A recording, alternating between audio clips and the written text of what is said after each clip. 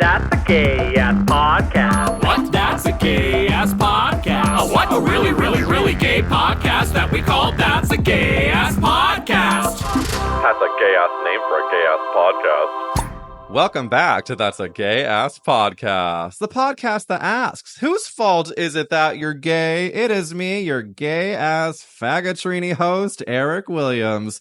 This week, we have the stunning Sam Sanders on the podcast, and as a reminder, you can watch the full video episode on YouTube. So if you're nasty, go look at my gay fucking face there. Now, we're going to get into this gorgeous conversation with Sam Sanders, but before we do, here's 3 gay tips with O'Mary's Hannah Solow. 3 gay tips! Woo! I'm Hannah Solow from Broadway's Oh Mary, and here's 3 gay tips for how to take care of your wigs. Number 1, storage. Keep your wigs in a cool, dry place, just like your poppers. Number 2, you better brush, bitch. But seriously, you've got to brush it out or you'll look like Carol Channing on ketamine. Is that my new fall inspiration? Number 3, share the wig wealth. A happy wig is a slutty wig. Come find me backstage and add yourself to the wall of stars at Oh Mary. Notice anyone familiar? Eric Williams, my dad. And that was 3 gay tips for how to take care of your wigs. Stay gay. Goodbye. Goodbye. 3 gay tips! Woo! Thanks, Hannah. And now, you know him from NPR, you know him from the hugely popular podcast Vibe Check, and you know him from that gorgeous mustache. Enjoy this interview with Sam Sanders. Sam Sanders is on That's a Gay-Ass Podcast, and Sam, I am a bit podcast starstruck. You're a legend. Oh my, that's very nice of you to say. I'm so honored to be here. I'm honored to be here. Thanks for having me. I really mean it. Let me just quickly, for any of the girls and the ghouls listening who don't know the full resume, NPR queen for 13 years, Vibe Check stallion, an amazing podcast. Oh, wow. Thank and you. Also was the host of Into It at Vulture. Sam, you... Gone but not forgotten, that show. Anywho, another story. I was actually re-listening, and it's a true testament to that podcast that you're still getting reviews on Apple Podcasts that are like, it was canceled and yet I still listen. That's a testament. That is a testament. I appreciate all the listeners on all the shows. Yeah. Well, you also, I want to give a bit of a tease for what's to come because you give such good advice on all of your different podcasts and interviews and articles. So I'm going to be asking you a personal advice question later on. But before we get into it, you did drop a little bit of an Easter egg before we clicked record, which is that you just came off of a run. First question for advice. How can I enjoy being in shape and getting there? Sam, have you always been a runner? Oh, no. I always had long legs for my body. So in middle school, I just ran hurdles because the hurdles were there. Sure. But I became a band nerd in high school, and then band was my thing. And I was not really doing exercise outside of that. But what will make you a runner is moving to Boston.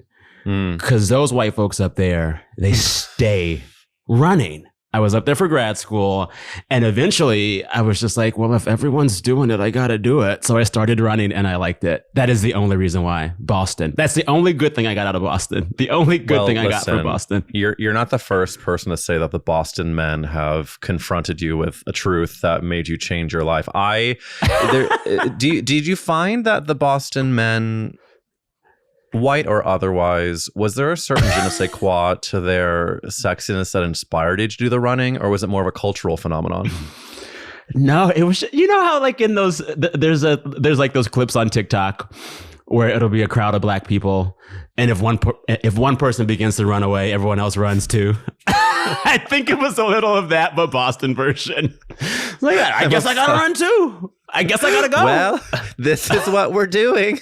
This is what we're doing.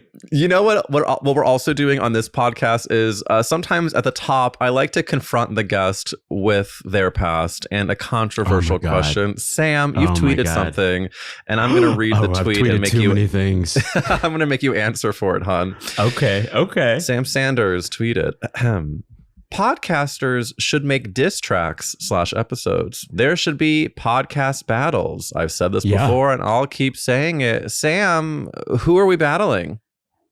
Oh my goodness. I mean, because I know that we're all friends, I was actually just DMing with Matt Rogers the other day. He's a friend of yours too. And I've interviewed Matt several times and Bowen several times, more than once. I want Vibe Check to battle Las Cultch. Yeah. But like fun battle, like McDonald's ball pit battle, like not for steaks, just for fun. Yeah. It's also giving, I don't know if you were ever privy to the canonic scene in White Chicks where there's the dance battle on the dance floor. Yes, and that energy. I picture that energy of Las Cultch and Vibe Check. Yes. Who would win the battle? I mean, Matt Rogers. That's a scrappy motherfucker. That's a scrappy dude. I love it. Listen, I love him. Listen, I love him. I do too. And he was so scrappy in the Gay Ass Live show that we did back in June in New York City. I knew he was going to be a scrappy girlina, but we do trivia questions, and I talked about this on the Patreon a little bit. But it was Anna Gasteyer, Peppermint, and Matt Rogers, and Anna and Peppermint, which like obviously icons, legends only love. They did not know very many answers to their trivia questions, but who knew his answer and theirs? Matt Rogers. And Matt Rogers, while giving you the trivia answer, can be singing and dancing at the same time. Literally kickball change double time stuff. Yes. I hadn't seen it during the show itself, but I was watching the video back. He is mouthing their answers as they are not able to get there. So again, Matt Rogers, scrappy girl, and I would pay to watch White Chicks 2 Vibe Check versus Las Cultch. Yes. Well, because you are on That's a Gay Ass Podcast, Sam Sanders, I do have to ask you the famous podcast question, and that question is, whose fault is it that you're gay? Who do we blame, babe? VH1. I've said it before and I'll say it again. VH1 made me gay. Probably even just VH1 behind the music. Oh my God. Watching that series. I literally just flashed back to the intro credits, to the dark background that the people would be speaking in during their confessionals about the behind the music. I mean, were there any artists for the VH1 behind the music that really ring true for you? I mean, the TLC one is probably canon when Left Eye is talking about burning down her man's house. The Shania Twain one is great because I don't know why I love Shania, and I always will. The MC Hammer is a cautionary tale. Oh, God. I think I love and will consume any and all Fleetwood Mac content, so there's for sure, but all of them were good. But I think in general, why I say VH1 and Behind the Music is because I grew up in a really evangelical, conservative, Black Pentecostal church where we could not consume any content that wasn't Jesus-based. So only gospel music, not that much TV or movies if they were too raunchy or not like PG. Wow. And so my mother would kind of make exceptions, but for the most part, no. So I remember sneaking in CDs to the house in my underwear, literally. And sneaking and watching TV when my mother was gone. My dad would just nap and didn't care. But I remember sneakily watching a lot of VH1 and just realizing that there was a world of possibility outside of my church and a world of queerness outside of my church. Because people as old as me remember back in the day at night, VH1 would run movies like Rocky Horror Picture Show and Fame. And when I saw those, I was like, oh, if I just leave Texas, I could find some gays. Yeah, it was just this world of possibilities. So honestly, VH1, baby. VH1. Follow closely by MTV. And we thank them both for their service. Yeah. I think it's so interesting to think about you in this very Jesus-based environment. I have to ask, as a baggagey girl who has done all the years of therapy, did you have any sort of resentment towards the constriction of that community when you saw what was outside of it? Or was it more of just an excitement to get out there? It was an excitement. I remember the fact that all of it was forbidden made me want it more. It's probably part of the reason why I've spent the last 6 or 7 years of my career focused on entertainment and popular culture and talking about music and movies and TV and books. It was this forbidden fruit, and so I wanted it more. I remember in high school taking the newspaper and looking for the Billboard charts every Friday in the paper. Oh, yeah. This was before you could go online and get them. I remember like I had a collection of probably 100 or 200 CDs that my parents never knew about. And I would sit in the bathroom listening to like Stevie Wonder for hours at a time. I know my mom thought I was beating my dick off. I was not. I was playing weren't. Stevie. I wish I could say the same. I can't believe I'm going to say this, but I literally have a memory that I very much, unfortunately, was beating off in the bathroom for longer than I should have, especially for a girl who had 3 brothers who like also needed to use that one bathroom. Yeah. But I remember being in the car and my mom made a joke about how long of the showers that I took. And I remember like I was obviously so naive and I was like, how did she know that I wasn't just, washing my hair for 35 minutes? But it like, I think in a way, the way that you felt about maybe some of the pop culture things, I felt so ignorant about self-love, pleasure, like sex. Yes. Like I think I had such a secrecy to it that I wish it was just Stevie Wonder for 40 minutes. But I do get a peek into your past. Is there like with the Stevie Wonders, were there any other divas that still you hear her album or a pop boy that still spoke to you as a young closeted queer kid in Texas that still speaks to your heart now? Yeah, I remember discovering Stevie in 8th grade, and the first album of his that I got was Intervisions, and it just blew my mind. And then I remember sophomore year of high school, D'Angelo released his classic album Voodoo, and you could have buried me to that music. I think I had 3 copies of that CD. One in my brother's car, because I was like, don't tell mom. One in my band locker, and then one in my regular school locker. And whenever I was walking anywhere, I had my Walkman and I was playing D'Angelo. I was obsessed with it. And I found out later, there's some study that says the music you love when you're 15 or so is the music you'll love more than any other music the rest of your life. Something about the brain chemistry in that moment of life, it just latches to you. And D'Angelo's Voodoo was that 15-year-old Sam album for me. What was yours? I'm curious. I mean, obviously, I and everyone listening is now like, okay, 15 years old. So that's like end of 9th grade, beginning of 10th grade. I mean, it's probably going to be musical theater based because I was, oh my God, it was my religion. I think it was like, it's kind of funny when you think about how closeted we used to be. And I was so gay and so gay. I mean, I was saying that I was straight. I, at 15, had never dated anybody, but ended up getting a girlfriend at the age of like 16, 17, still being so gay. And I was listening to Dreamgirls. I was listening to, The Last 5 Years by Jason Robert Brown. I was listening to, I mean, like I would literally I think I've talked about this. I would drive home. I was subconsciously in love with my straight male best friend at the time.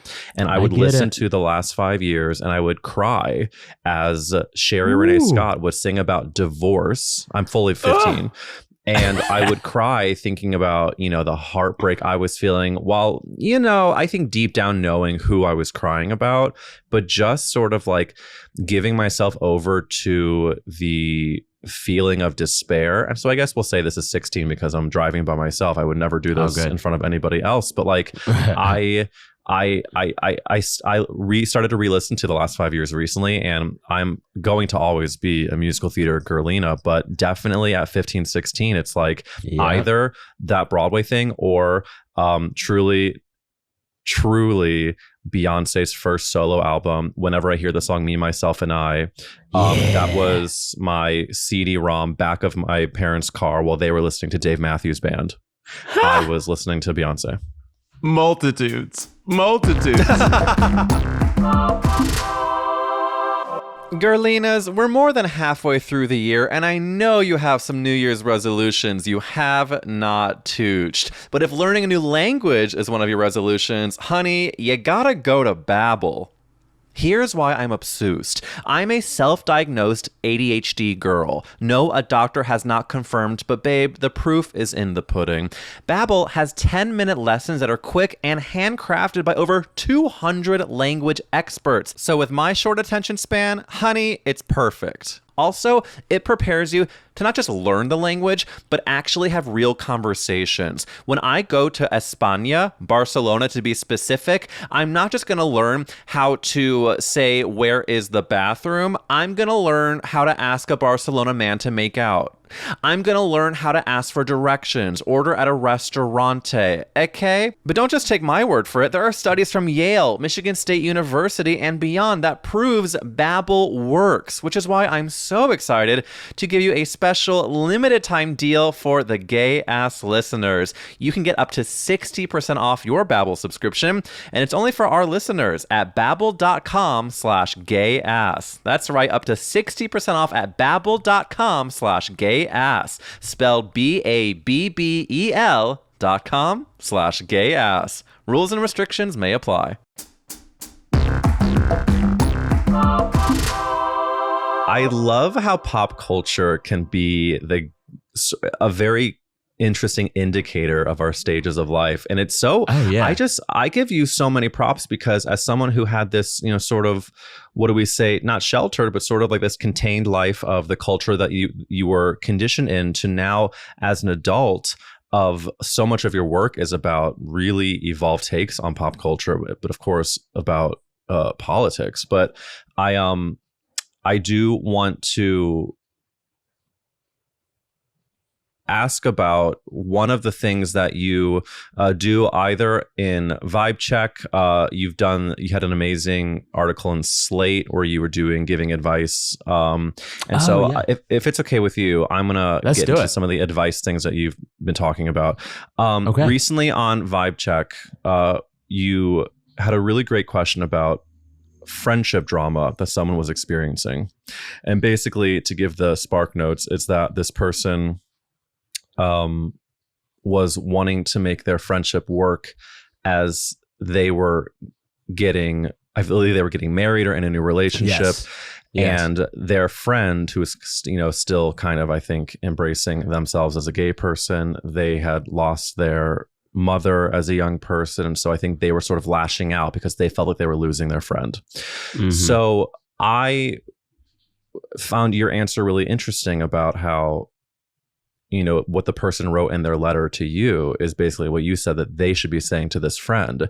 And I think that as we get into our, later 20s, 30s, 40s and beyond, I think adult friendships, it's not something that people talk about, especially with friendship breakups. And I myself have, had a big shift in a major friendship in the past year for me. So my first question for you is, why do you think it is that we don't talk about the difficulty of friendships evolving as we get older? And do you have a relationship to either your own friendships or when people go to you with those questions? What's your relationship to the difficult evolution of people growing apart?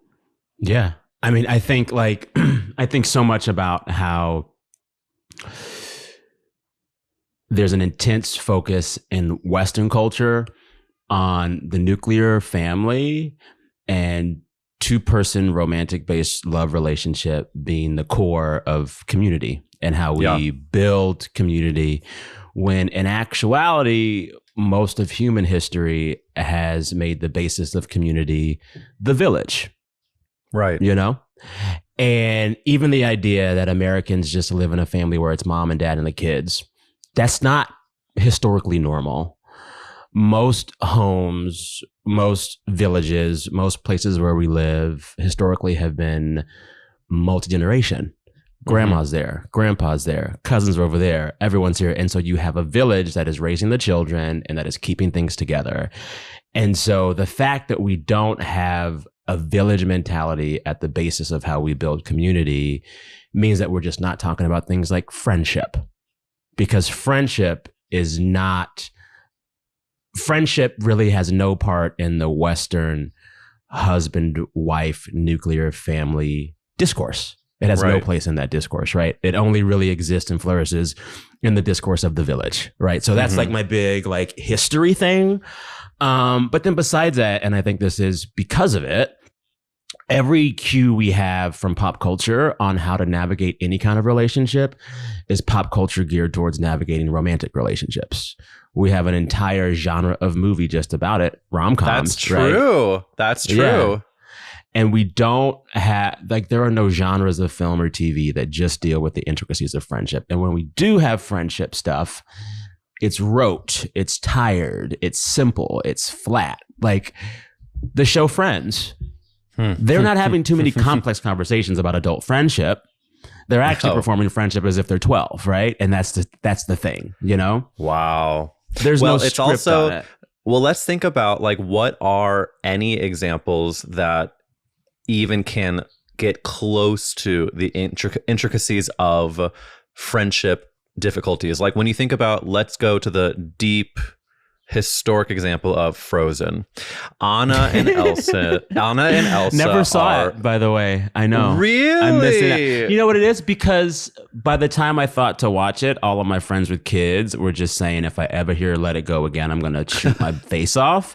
So I was like, let me avoid that. Well, if fun. 15 is the year that you have your favorite music for the rest of your life, then the age that I saw Frozen, whatever it did, inject it into my veins. It's actually kind of a sweet herstory because my husband and I have been together for 11 years, and it was one of our first dates. We saw it in theaters together. So that might be why I'm sort of like, I was at the right time at the right place for Frozen. But you know, it's about, they're sisters, and it is, you know, people say it's like not, you know, it's not about the love stories, it's not about the romantic relationships. So like, sure, they're not friends, but there is a bit of like their evolution of as they get older or as they deal with their new powers or whatever, of how they deal with it, with their differences. But are there any other examples in pop culture that you think have done a slightly good job of focusing on the friendship dynamic rather than the relationship?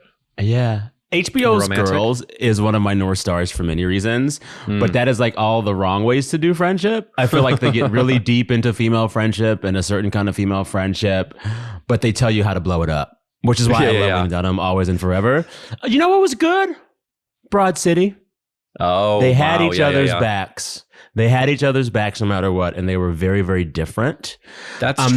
They had no notion of boundary, but whatever. They loved each other. But see, I love that you're saying that, because that is another thing that I was not taught. I think in some communities there is more of a inherent understanding of boundaries. In the Jewish community, there is not. We know everything and too much.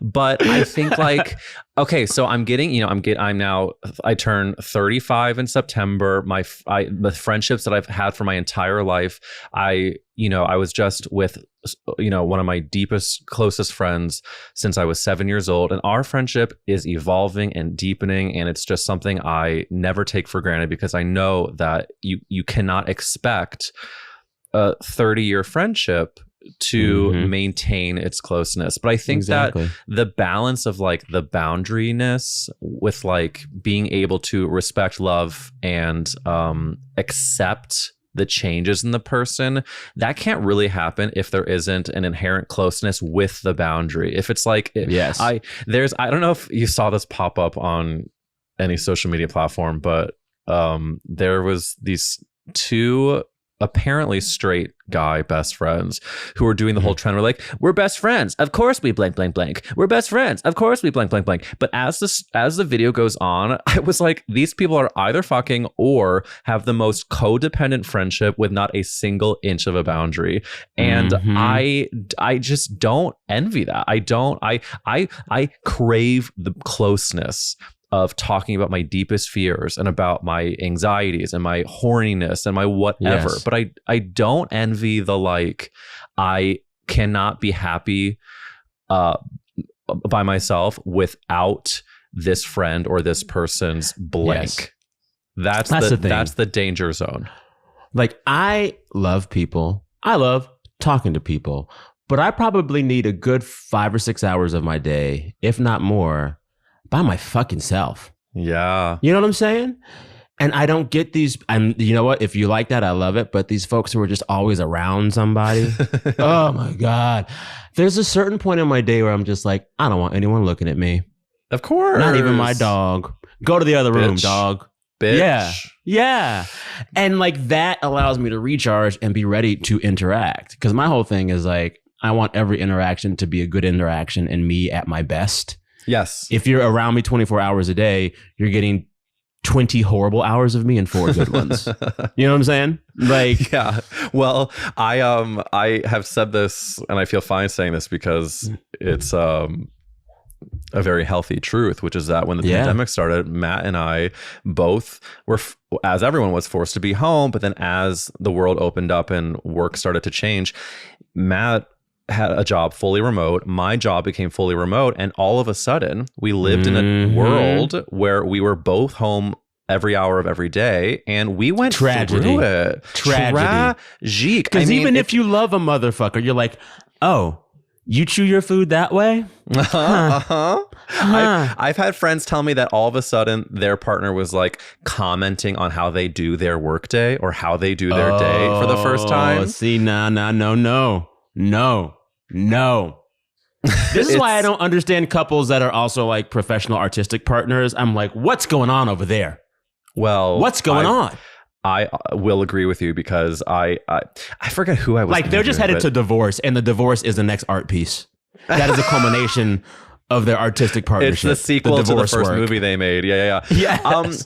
No, there are some couples who seem to be somehow okay, or they're just projecting that they're okay. But it could not be me. And not to, paint myself as a person who always knew this. I absolutely tried to rope Matt into helping me with X, Y, and Z and getting his fucking opinion on everything. And it drove him insane. I mean, I know this now, and I think it's a very, very big strength, and it seems that you know it as well, is that we cannot be those people who can be the everything and the all things to their partner, professional, personal, and otherwise. It does not work for us. I don't know how people do that. Yeah. I'm at the point now in my life where I'm like, you know what? I would love some kind of man that seems like a long-term, perhaps, quote-unquote, life partner. Yeah. I don't know if I ever need a man to live in my house. Live down the street, sweetie. I'll go to yours. You'll come to mine. I'll make you dinner. I just like, I don't, when I think about how I like to live my day, just like my day. Yeah. I love hours of just me and my records and my dogs and my coffee and my thoughts and my kitchen table. And then I love hours of with the people hanging out, doing things. But there's like 2. You know what I'm saying? I do. Well, there's also an interesting judgment I've heard some people give recently when they hear about partners sleeping in different beds. And I'm a horrible sleeper, and men snore. I have not, every man I've had, God has cursed me. They all snore. All of them. And are you a light sleeper? I am a horribly neurotic OCD. Light's a nice way to put it. I have sleep trauma from a brief job at the Washington Post many years ago that like began to drive me insane. But yeah, I'm a bad sleeper. So I have to really take care of my sleep etiquette. And I don't need no man fucking that up. No, well, I am at my lowest vibrational self when I do not get an 8 hours and 45 minutes of sleep, honey. Wow. Okay. I do well with 6, but I got to get that 6. Well, and at least I'm A, jealous, B, God bless you for knowing that you need the good 6. I think I'm the good 8, and any less, I just have to really catch unfortunately, it's not that I like lash out at people. It's that my mean critics and deep anxieties just become louder, and I have a tougher time of using the tools to drown them out because of my monstrous thoughts and chaos. Yes. My interior monologue goes crazy if I haven't had enough sleep. My interior monologue becomes, okay, what is my interior monologue when I haven't slept enough goes like mommy dearest. Just blah, blah, blah, blah, blah. I got to sleep to avoid that. You get it. Same, you get same. Oh, I get it. And I think it's a strength to know this as we get older. And I used to be embarrassed about it. And now I'm like, you know what? This is mine now. This is the truth. And Yes. I'm going to proudly turn the sound machine on loud. Yeah. I do want to ask another question. This is actually like my real I also deep. had one more thought on friendship before we get there, because I want to say please ask. this is a thing that I've been thinking about a lot. One of my dearest friends, we started to date in 7th grade science class. Nitra Davis, loved her so. We were besties. She was like a part of the family. We dated, then we didn't date, but we were always friends. And then when my parents got sick, she was there for me in many ways. We stayed friends. I ended up officiating her wedding. Wow. Like 2 or 3 years ago. But the thing about our friendship, some years we were talking every day. Some years would be months before we spoke. Sometimes she was caught up with a man and I was like, go live your life. We'll talk later. Other times I was on the campaign trail and had no time to be with any of my friends. But the beauty of our friendship is that like we both see each other and know that every day the other person is becoming a different person. Wow. And the way that they show up for you might change because they're changing. Doesn't mean they love you less. It means they're different. It means they're different. And there's a beauty and a gift in being able to watch a close friendship evolve. What if the evolution is a blessing? You know, I think a lot of times we see a friendship evolution as bad, but it's like, I'm getting a gift. I'm getting a new kind of friendship. This can be great. This can be great. And I think it's hitting me so hard because it, to me, exemplifies the beauty of a friendship of no matter how much time has passed, when you do end up connecting, I still got you. But also,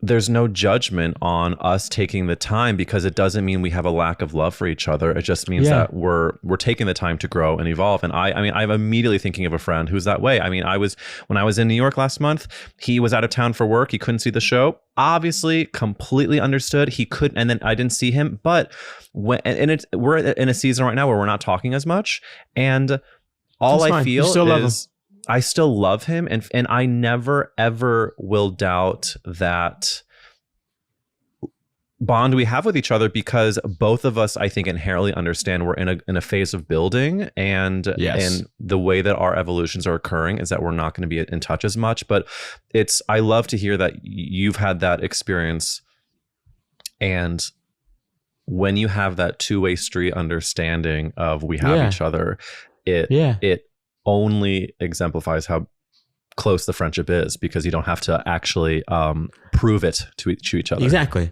Well, and this way of thinking about friendship allows you to not assume malicious intent of your friends. Honey, they aren't out to get you. They're just busy. They have kids, girl. They have kids. They didn't call you yesterday because they got a 2-year-old. Shut up. Listen, if you love That's a Gay Ass Podcast, there's like a 94% chance you love the Golden Girls. I know that I do, and I'm so excited to tell you about the Golden Girls Deep Dive Podcast. It's a new podcast that you will absolutely j'adore. It's not only a recap podcast that goes into like your favorite episodes of the Golden Girls, there is a twist involving true crime. I'm not joking. They have like a full-time researcher that looks into trivia, behind the scenes stuff, and they dive deep. I don't know if you remember in the pilot episode, there's Coco, the gay chef. Like, where did he go? You will get that answer with this wackadoo true crimey ending on the Golden Girls Deep Dive Podcast. There was also all that crazy stuff about B. Arthur and Betty White hating each other. They dive into that. They also dive into like the 30 years of unpaid community theater acting gigs that Estelle Getty did before booking Sophia. The Golden Girls Deep Dive Podcast, they de-live her. And finally, the hosts are killing it. Patrick Hines has been in the game for years. He is so funny. He hosts True Crime Obsessed, The GOAT.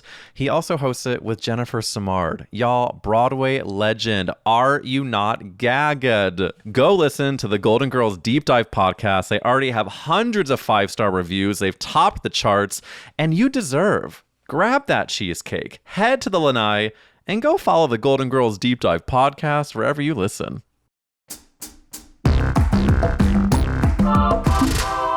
The question is something that you have talked about. You had a really great, this is an old article, but I really enjoyed reading it. It's from Into, and they ask you about, talking about your personal life, and the article says that you feel like it's important to keep your private life private, and it's a fair line to draw across the sand. These things are not the subject of the show you had at the time for NPR, nor are they the reasons that you became a journalist.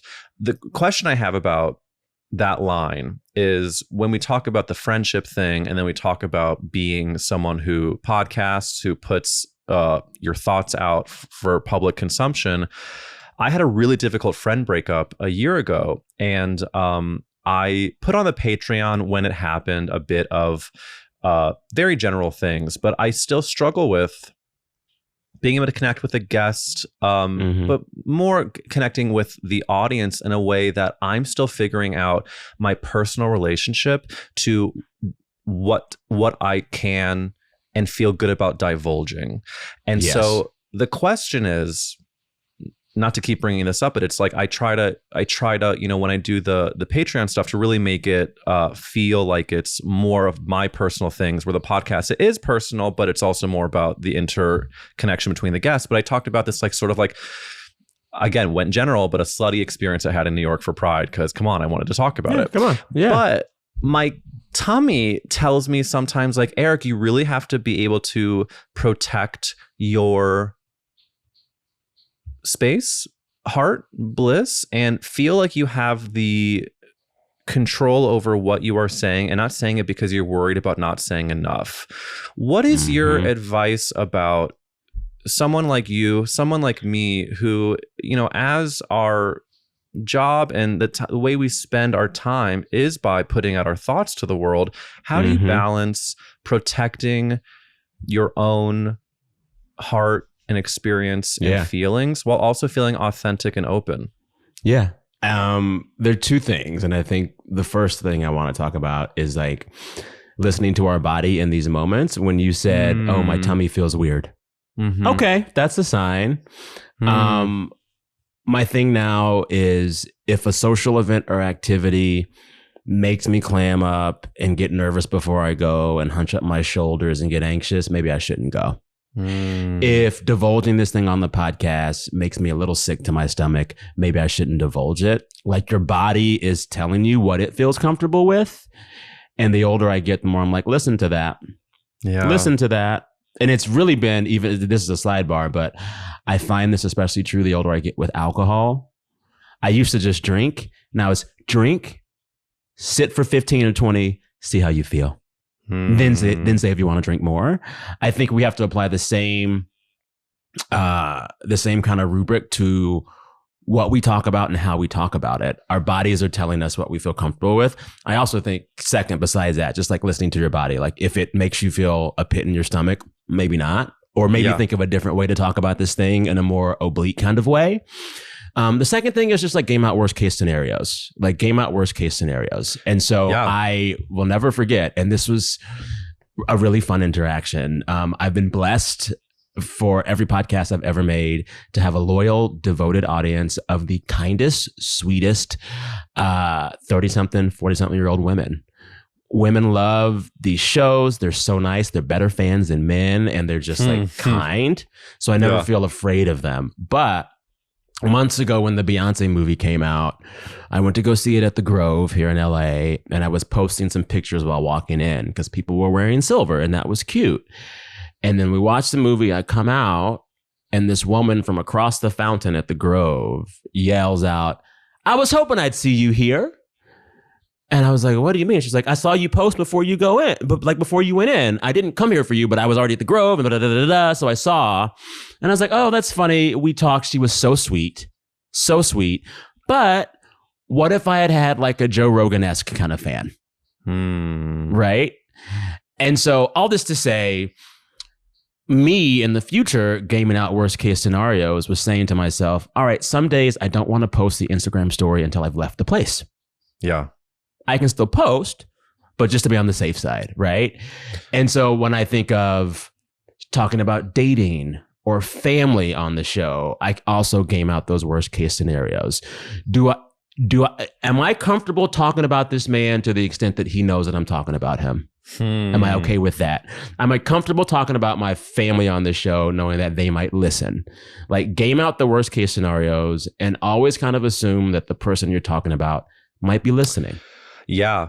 No, I think that's really smart, especially because I sometimes have to question where the pit is coming from. And I think that I absolutely need to be trusting it more, because what I've talked about before that is a huge theme in my life is I was conditioned growing up, while it wasn't the intent, but I was conditioned to not trust my gut, by being told by people that, you're being made fun of for being gay, but you're probably not gay. So it's whatever. When really, of course, I was gay, and my feelings were incredibly valid because I was being made fun of for the actual thing that I was.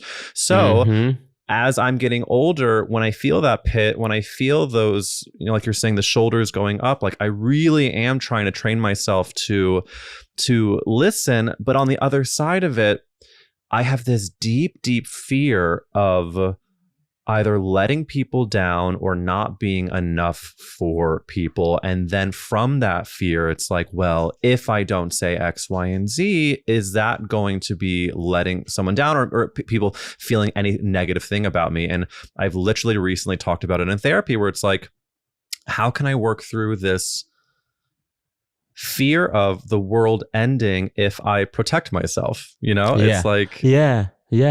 Well, this is the thing. It's like, you can let people down and disappoint them and still love them.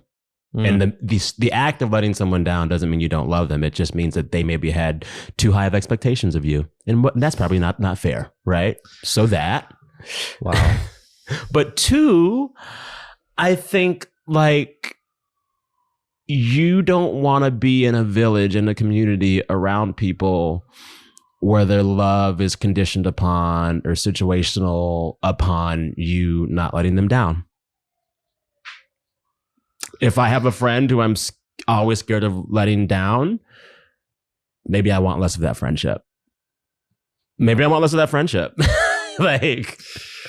come on. I whenever I butter biscuits here, I do it from a very genuine place. And what you are saying is like hitting to the pit of my core, because it all connects to everything we've said. When I had this friendship evolution in this past year, it was because there was a very unfair expectation placed on me. Exactly. And there was, a very clear agreement that if I did something to protect myself, I was going to be very much punished for it.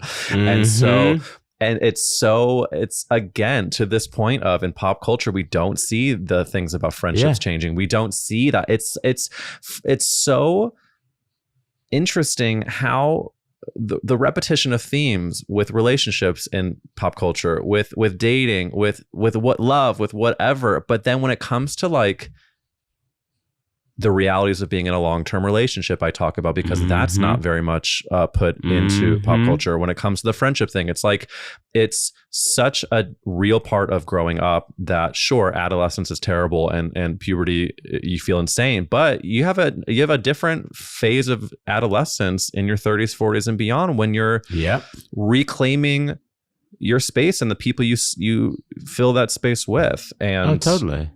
It's totally. It's major. I think it's major. Absolutely. And I feel like, last little thing on this, I think, like, you mentioning friends having high expectations of you. I have been trying to get to this point where I say to myself, with all the folks that I'm close to and I love and that bring joy to my life, they don't owe me anything. They don't owe me anything. So every time they show up for me, it's a blessing and a gift, and I should just be grateful for it. And if they show up more, I'm even more grateful. If they show up just a little bit, I'm still grateful, because they don't owe me anything. They're grown. They got their own life. I'm not paying their way. So it kind of turns this thing on its head. Like, the friends who feel like they aren't showing up enough, it's like, what if I can be grateful that they're showing up the best way they can right now? Isn't that kind of them? You know what I'm saying? How can I flip this? Yeah. Well, I in my own life have had the understanding, when I started to feel disappointed by any type of friend, of like, oh, wow, when they do show up for me, it I can appreciate it, but also to the point of the expectation is that not all friends are going to be that level of showing up in a way that's the other ones are. Not every friend is created equally. And I think that's... there are different friend love languages. Yeah. I remember in my 20s, all through my 20s, I was a party friend. I was not the friend you called to cry on the phone once you broke up. I was a friend you called when you were ready to go out again. And so like not every friend fulfills every need. You know, like I have the friend that I call for tax advice. That's not the friend I go out and WeHo with. That's not the friend I call to talk me off the ledge when I'm like, I think I have to adopt a baby tomorrow. Like, this is like, there's no one-stop shop.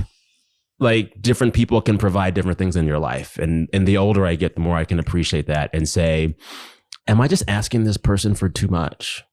Well, the biggest lesson I learned in this past couple of years is the phrase, we meet people where they are. And that is exactly what we can do to protect our hearts. And Sam, I want to protect the integrity of this podcast by asking you the next famous podcast question, which is, if the world was ending, you could only save one character actress. Who would you save?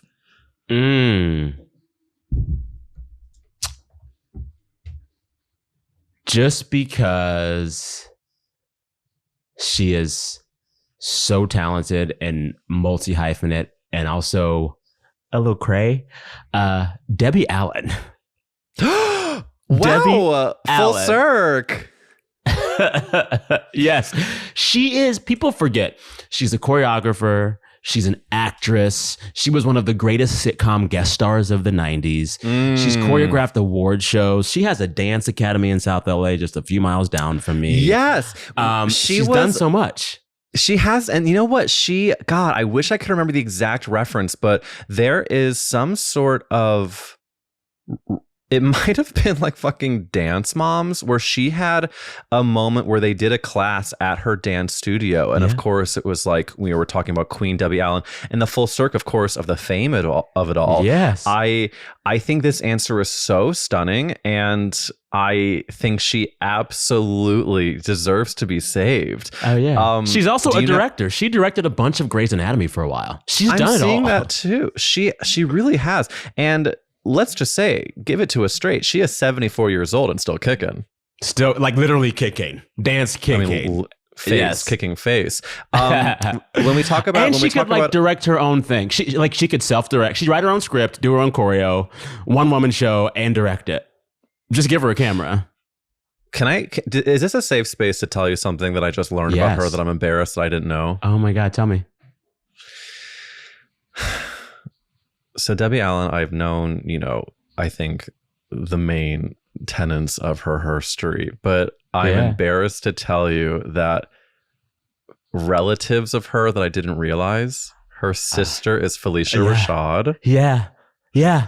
I did not know Can that. you imagine the two of them as kids? No. Imagine. I am gagged.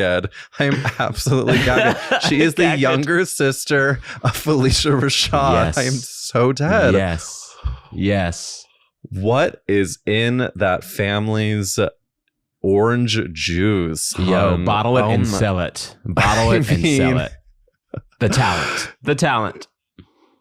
God, we love Debbie. We also, if anybody here is in a gay married couple with children who want to go to dance school in LA, go to Debbie Allen Dance Academy. Make sure you are signing up and go watch the reruns of Grey's Anatomy, which she actually also not only played Dr. Catherine Avery, but she was an executive producer and directed more than 50 television and other film productions. God, she's what a talent.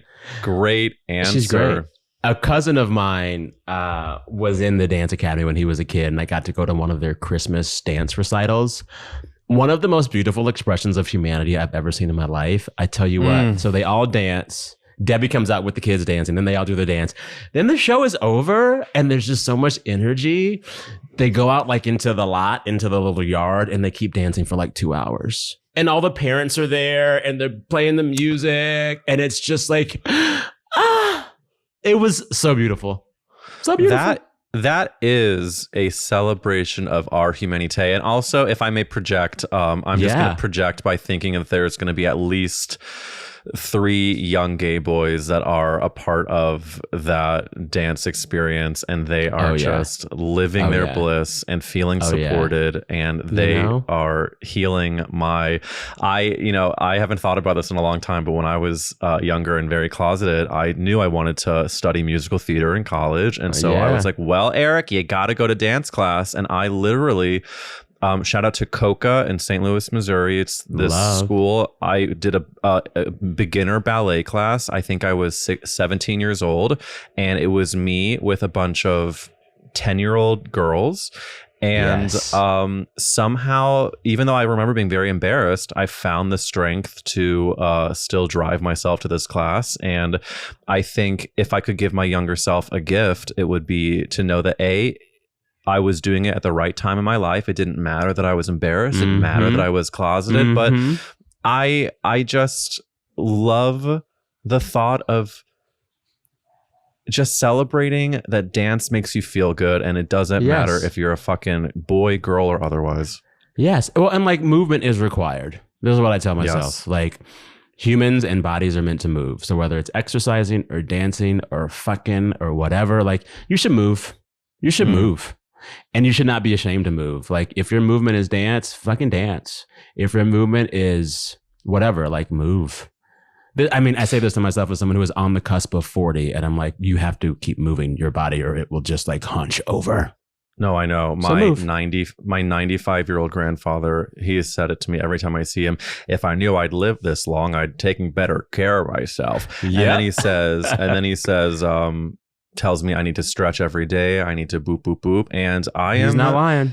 He's not lying. And I'm not proud to say in this moment that like I can do a better job of that. And I've been saying that I'm going to wait till I make enough money to like hire a great personal trainer to motivate me to get out. But I can't wait to make that much money because I just need to do it now. Yeah. Well, and this is the thing about a personal trainer. You go see him for a month or two, write down what he tells you, then you can do it yourself. It's not a forever proposition.